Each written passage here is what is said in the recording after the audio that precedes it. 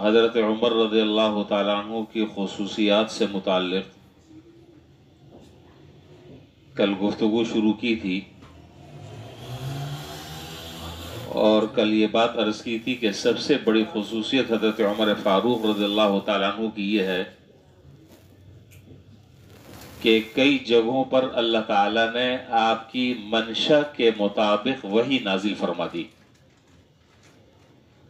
کئی جگہوں پر، جن میں سے 3-4 جگہ کل آپ کے سامنے میں نے ذکر کی تھی، اور وہ قرآن کریم کی آیات بھی جو وحی اللہ تعالیٰ نے اتاری وہ بھی آپ کے سامنے ذکر کی تھی. اسی طریقے سے مسئلہ استئذان،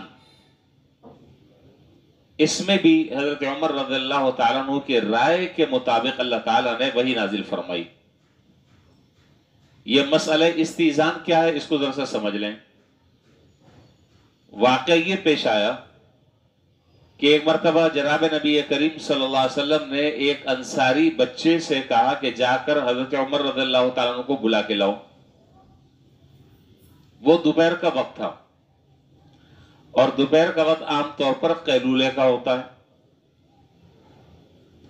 تو حضرت عمر رضی اللہ تعالیٰ عنہ سو رہے تھے، تو آپ کے جسم سے جو چادر آپ نے اوڑھی ہوئی تھی یا جو تہبند آپ نے باندھی ہوئی تھی، وہ کہیں ذرا سا سطر کھلا ہوا تھا، اور وہ بچہ ایسے ہی منہ اٹھا کر اندر داخل ہو گیا اور کہا کہ حضرت آپ کو بلا رہے ہیں. تو حضرت عمر رضی اللہ تعالیٰ عنہ پر یہ کیفیت بڑی شاق گزری، اور آپ نے دل میں یہ آرزو اور تمنا کی کہ کاش کہ یہ جو سونے کے اوقات ہیں ان اوقات میں اجازت کا حکم ہونا چاہیے کہ اجازت لے کر اندر داخل ہو. بغیر اجازت کے اگر کوئی آدمی آتا ہے، کسی کی نظر کسی کے صدر پر پڑ جاتی ہے تو یہ اس کی غیرت گوارا نہیں کرتی.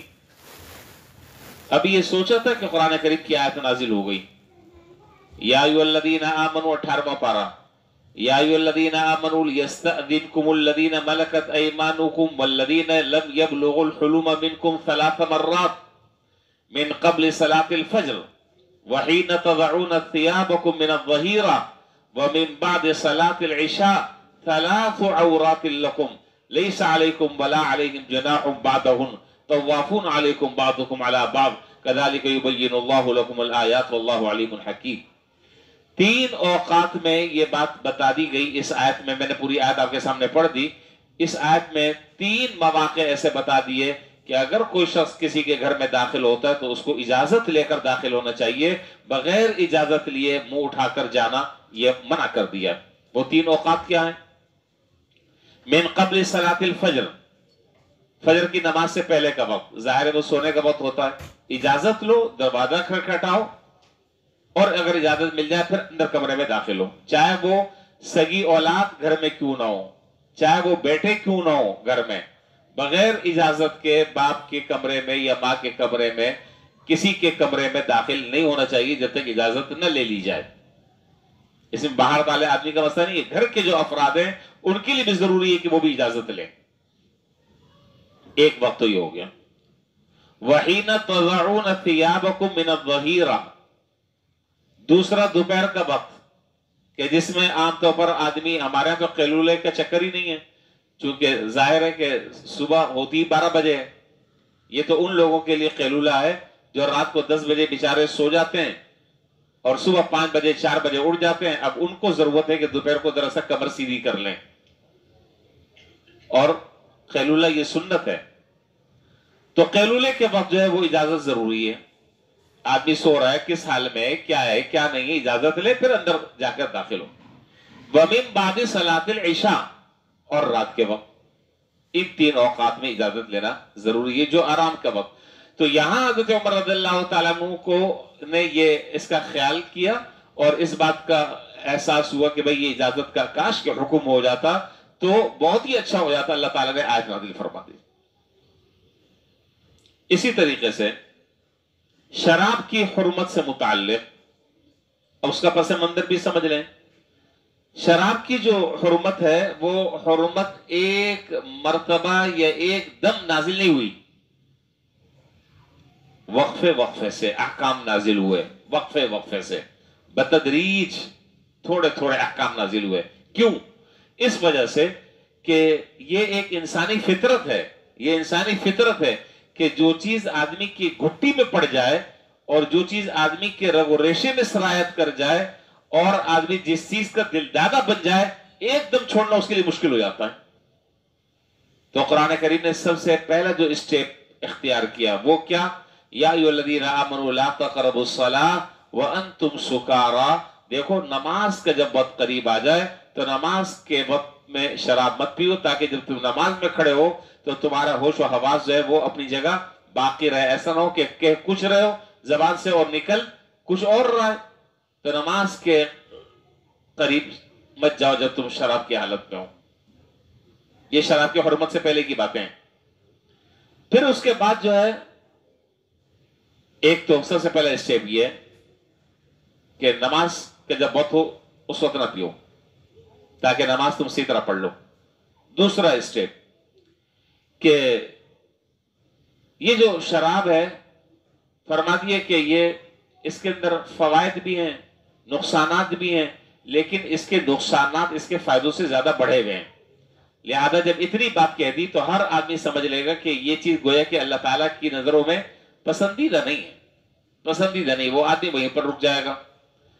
तीसरे नंबर पर वाज़ेह तौर पर अल्लाह ताला ने हुक्म दे दिया कि इन्नमल खम्रु वल मैसिर वल अज़लाम वल अंसाब रिज्जुम मिन अमलि शैतान फज्तनिबूह।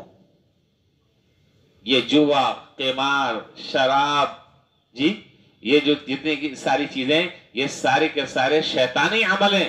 फज्तनिबू, अमर का हुक्म दे दिया, और अमर जो है वो वजूब के लिए आता है। फज्तनिबू, इन चीजों से बचो। अब बचना लाजमी और जरूरी है।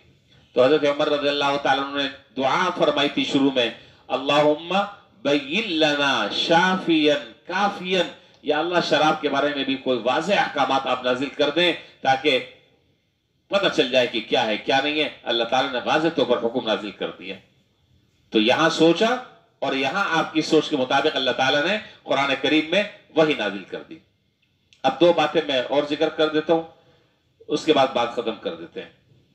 हज़रत उमर रज़ियल्लाहु ताला अन्हु की एक फजीलत यह भी है कि जनाब नबी करीम सल्लल्लाहु अलैहि वसल्लम की रहलत के बाद और आपके इंतकाल के बाद आपकी राय ये थी कि आपके जानशीन हज़रत बकर सिद्दीक रज़ियल्लाहु ताला अन्हु बने।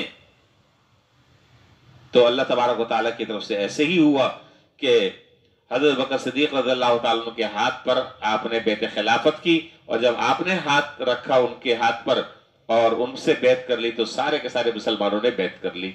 ये भी सहरा जाता है हज़रत उमर फारूक रज़ियल्लाहु ताला अन्हु को। इसी तरीके से जनाब नबी करीम सल्लल्लाहु अलैहि वसल्लम ने दो लोगों से मुतालिक अल्लाह ताला से दुआ की थी, अल्लाहुम्मा अय्यिदिल इस्लाम बि उमर इब्न हिशाम व बि उमर इब्न अल-खत्ताब औ उमर इब्न अल-खत्ताब। ए अल्लाह, इस्लाम को दो आदमियों में से किसी एक आदमी के जरिए इस्लाम को तक़वियत अता फरमा। एक Umar bin Hisham, Umar bin Hisham ये अबू जहल का नाम है, या दूसरे उमर बिन खत्ताब। तो अल्लाह ताला ने जनाब नबी करीम सल्लल्लाहु अलैहि वसल्लम की ये आरजू कबूल फरमाई। किसके हक में? नहीं बता रहे, चलें। हजरत उमर फारूक रज़ियल्लाहु ताला अन्हु के हक में अल्लाह ताला ने आपकी ये दुआ कबूल फरमा ली और आपको इस्लाम से सरफराज फरमा दिया। और जब आपको इस्लाम से सरफराज फरमाया, फिर वो इस्लाम का दौर जो था वो तरक्की का था, वो इस्लाम का दौर उरूज का था, वो दौर इस्लाम का शान शौकत का था। और जब आपने इस्लाम कबूल किया तो आप 70वें आदमी थे, और सबसे पहला मौका वो है कि इस्लाम कबूल करने के बाद आपने बैतुल्लाह के अंदर खड़े होकर नमाज पढ़ी। वरना इससे पहले लोग छुप कर नमाज पढ़ते थे, किसी के अंदर इतनी हिम्मत नहीं थी बैतुल्लाह में नमाज पढ़े। आपने जब इस्लाम कबूल किया तो अब बाकायदा बैतुल्लाह के अंदर आपने नमाज पढ़नी शुरू कर दी। ये सारी खुसूसियात हैं हजरत उमर फारूक रज़ियल्लाहु ताला अन्हु की। व आखिरु दावाना अल्हम्दुलिल्लाहि रब्बिल आलमीन।